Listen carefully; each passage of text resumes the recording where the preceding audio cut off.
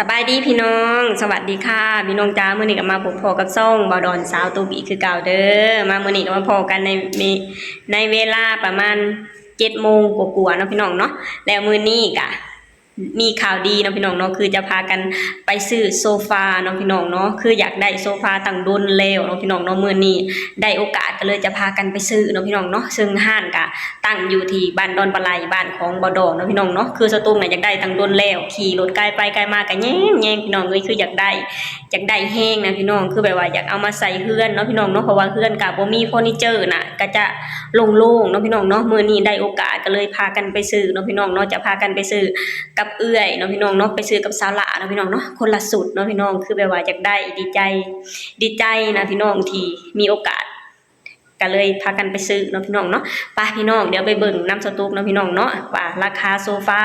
อยู่ที่บ้านของสตุ๊กนะจะราคาเท่าใดเนาะพี่น้องเนาะก็จะมีหลายราคาปะปนกันไปเนาะพี่น้องเนาะไปเดี๋ยวไปเบิ่งน้ำสตุ๊กเด้อมาฮอดห้านแล้วพี่น้องนี่ของหานเพิ่นก็มีอันงามๆพี่น้องเอ้ยมีเตียงนอนแล้วก็โซฟาเนาะแต่บ่มีโต๊ะกินข้าวเบิ่งเนี่ยมีแต่อันงามๆพี่น้องฮะเอาตัวไหนอาจารย์ยังได้แบบนี้วันนี้พากันมาหอนห่านแล้วก็ซองจิตซองใจเด้จะได้เอาระวังตัวนี้กับชุดนั้นจะเอาตัวใดว่าซั่น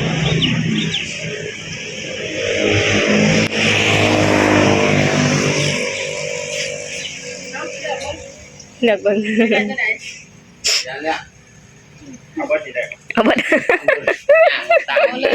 ผู้ที่ไปปูนอนแถวนั่นแหละมันก็สิบ่เต็มจะได้ว่าวันนี้เอาเบิดนี่แหละสบายนั่ง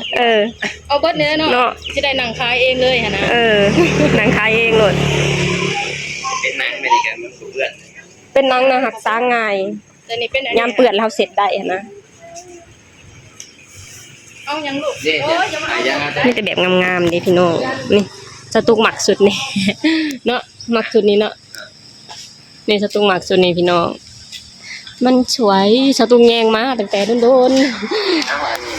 สตุกน่ะแยงมาแต่โดนเลยพี่น้องเลยตั้งแต่เขาเจ้าเปิดห้าน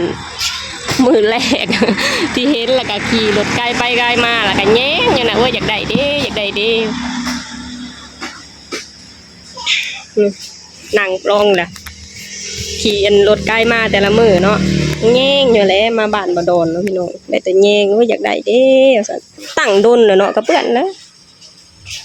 ฝุ่นพวกอีหยังงามบ่เอาสุดได้สองใจอะ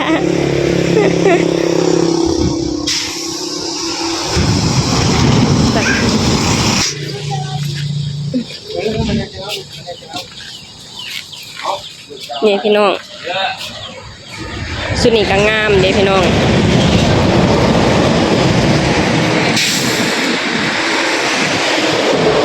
เอาตัวใดเฮ้ยเอาตัวใดแล้วหมักตัวนั้นเนาะอันใดหมักตัวนั้นบ่หมักตัวนั้นก็เอาตัวนั้นสีนี่ก็งามนะนั่นเดี๋ยวค่อยไปหมักตัวนั้นมันเปื้อนงามเอานั่นนะเอานั่นอันนั้นมันสีงามกว่าเอานั่นโอ้ยสันอย่าไปลิ้นโหลดเพิ่นลูกคนหน่อยเห็ดโหลดแล้วพี่น้องเอาเมียนไหมภูเขานี่ลูกเอาตัวนี้พี่น้องมาตัดสามเดือนเอาตัวนี้เราเก็บใจงามเลยพี่น้องงามอยู่งาม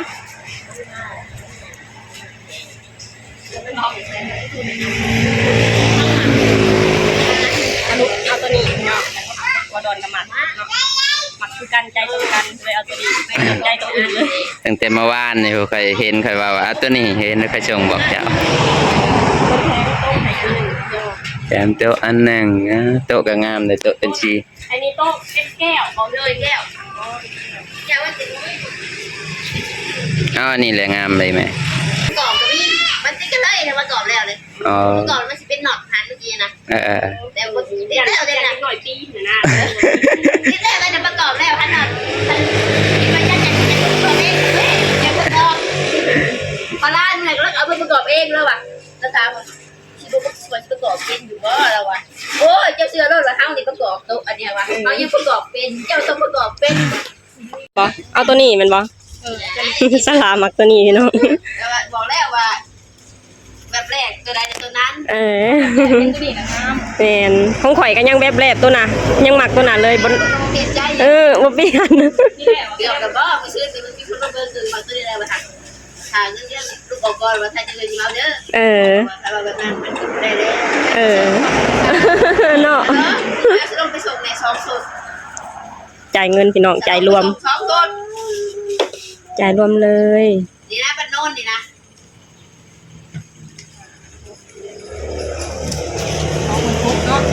แรกซื้อที่แขกของเฮาอยู่มาได้เบิ่ง อืม ไปเชื่อว่าจะสิเอาเด้อกับพ่อ เออ พออยู่บ้านหาเมื่ออาทิตย์เลยเราออกไปปั๊บ9 นาทีพลานมาจอดตอนนี้ก็มาถ้าไปเบิ่งแบบมันมาใหม่ก็รู้เอาชีนี่แหละคุยได้ชีได้เงินบาทเลย นี่จ่ายเงินบาท ซ้ำ จ่ายรวมเลยเนาะพี่น้อง2สุด เปิดอันให้เราเลยเปิดมานให้เราเลยเหมือน เปิดม้านให้เลยแต่เช้าๆจักโมงแล้วนี่8 โมง 9 โมงเนาะฮอดบ่9 โมงนะ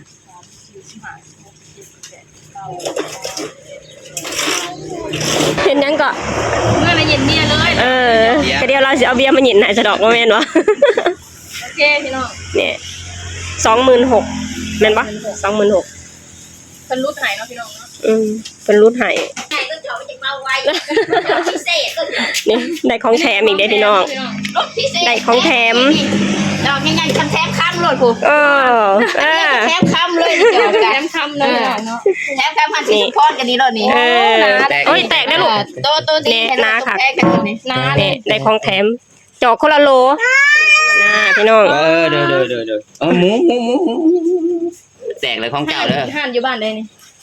ดอนปลาไหล ดอนปลาไหล ดอนปลาไหล เอาลง YouTube ให้เพิ่นได้นี่นะ เออ ห่านอยู่บ้านดอนปลาไหลเด้อพี่น้องรา มีทุก คา อย่างที่ต้องการ ราคา แม่ค้ายังไม่แต่งหน้าเว้ยบ่แต่งก็งามแล้ว แม่ค่ะใจดีเนาะลดให้ เออ เดี๋ยวสิมาอุดหนุนบ่อยๆเดี๋ยวว่าจะเปิดการทางลูกค้าก็จ้องมาซั่น เออ โอ้ยข่อยจ้องนะ3 เดือนบ่ได้นี่นะข่อยจ้อง3 เดือนบ่ได้นี่จ่ายเงินพี่น้อง เรามึงพบเนาะเฮ้ย ใจเจ้า โอเคสนใจลูกค้าเอาเงินแต่เศร้าสวยได้หนึ่ง เอาปลุกเอาจะไปปลุกเอาแหมไปปลุกเอาไหมค่ะ เมาตื่นสวยปกติบ้านพวกเอา ปกติอันนั้น จบ นอนเอาเงินตื่นมาได้หับซับหลดเลย อันเด็กหน่อยก็มึงคนละคนละ เบิ่งแน่นี่พี่น้องเห็ดทองค ท่านหน่อยมันเนาะท่านใหญ่กว่าแพงไม่ดีเลย มาพี่น้องเอาคนละแต่คนละสูตรเนาะพี่น้องเนาะอันนี้สูตรของสละส่วนสูตรนั้นของสตูอ๋อบริการจะพากันคนเมื่อเลยเด้พี่น้องโอเคเมื่อพี่น้องวันนี้เพิ่นจะเอาไปส่งให้อีกทีเนาะพี่น้องเนาะต้องไปถามเพิ่นอยู่เพื่อนเนาะพี่น้องไปมาอ่ะจุ๊บอีหลับอ่ะสบายดีแม่มาแล้วพี่น้องโซฟามาส่งทีละอันเนาะพี่น้องเนาะมาส่งของสตูก่อนเดี๋ยวจังไปเอาของสละต่อโอเคคุณหน่อยดีใจ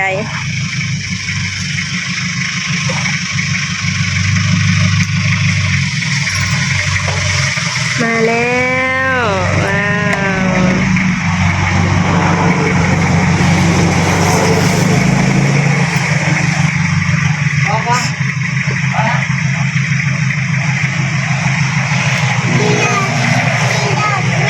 ขี่รถแน่นะ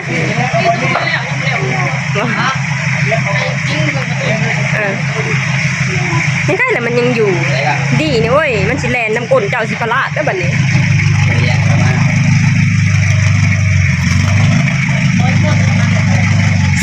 คอยกดแล้วยังทนง่ายเนาะ ำไอ้หน้าซอยล้างมาก บันไดกับประเด็นอันนี้เนาะ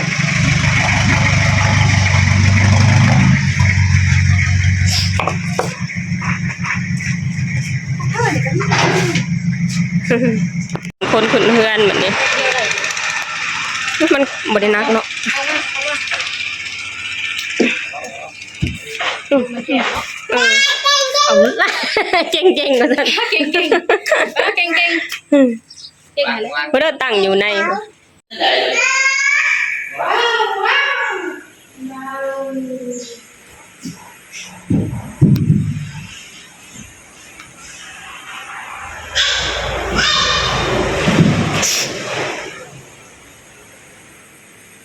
สวย สวย อยู่ไปอีก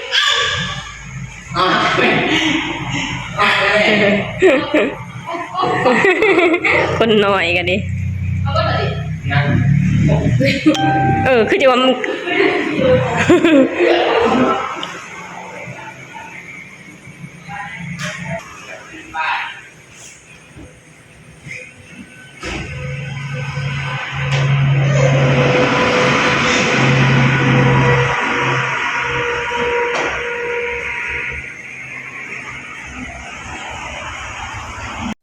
นี่ได้แล้วสวย พอใส่แล้วก็มันก็เป็นสัดเป็นส่วนเนาะ ไม่บอกพี่น้อง มันจังบ่โล่งสวยงาม ไอ้เฮือนบ่มีเฟอร์นิเจอร์นี่ก็มันสิโล่งๆเด้เนาะเอาสาดพรมมาปูใส่โอ้ยอย่างช่วยเลยได้เรียบร้อยแล้วเนาะพี่น้องเนาะพอใส่แล้วแล้วก็งามเนาะงามแบบว่าพอได้แยงแต่ละมือนะพี่น้องนี่สตูกะเอาสาดอันนี้มาปูเลยเนาะพี่น้องเนาะนี่ซื้อต่อมาจากเอื้อย200,000เนาะพี่น้องถามว่าไปซื้อสมัยนี้กะจะแพงเนาะเอื้อยก็เลยขายต่อให้เนาะพี่น้องเนาะนี่เห็นแล้วแล้วก็งามนะพี่น้องแยงแต่ละมือแต่ละเว้นเดี๋ยววันนี้จากที่เคยแยงอยู่ห้านเขาเจ้าเนาะพี่น้องเนาะสุดท้ายมาก็ได้เป็นของสตูกแล้วเนาะพี่น้องเนี่ยสตูกหมักแห้งๆพี่น้องสุดนี้นะคือใจตรงกันกับบอดอนเนาะบอดอนกับหมักสตูกกับหมักเนาะพี่น้องคือราคากะตกอยู่ประมาณ 14,000 กว่าเนาะพี่น้องประมาณ 14,500เนาะพี่น้องเนาะแล้วเป็นลดให้เหลือ 13,000เนาะพี่น้องมีงามบ่พี่น้องพอใส่แล้วล่ะกะงามเนาะ